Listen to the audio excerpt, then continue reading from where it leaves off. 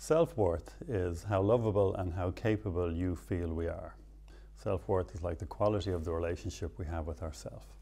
Now that will determine not only every other relationship we have and the quality of that, but it will also determine the quality of our relationship with life, with success, with happiness. It all comes back to that fundamental relationship with ourselves.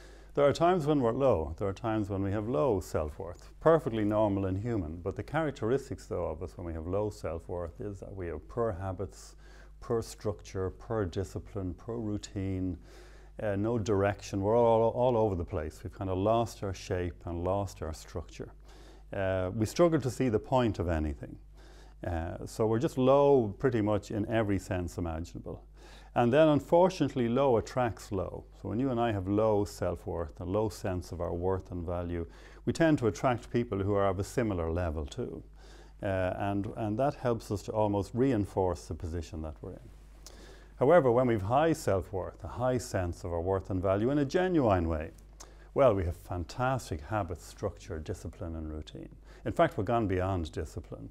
We're so good at what we do that it doesn't feel like discipline anymore. We have a wonderful attitude towards life. We think anything might be possible.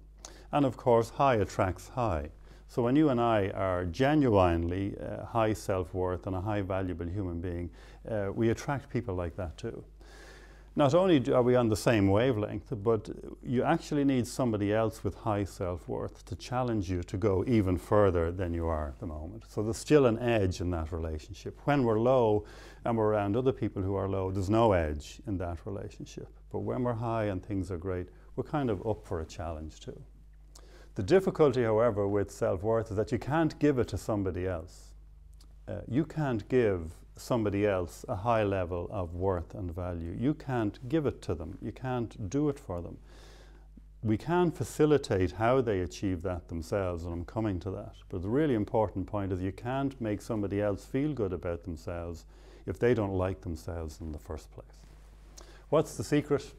The secret to high self-worth, the secret to starting and building and getting back to that high position, of course, is, believe it or not, discipline. You see, we have to constantly prove to ourselves through our behavior that we are a valuable human being. We can look in the mirror and tell ourselves we're gorgeous, talented and fabulous, and that's better than nothing. But until you actually do something consistent with that, you won't really believe it. So self-discipline, good habits, and of course you can start anywhere you like with this. Any sort of starting point will build momentum. The overall deal with self-worth is that what you do for yourself, you do for others. Because when you have high self-worth, you are a joy to be around. So we have to invest in ourselves to invest in others. And that's the 10% you need to know.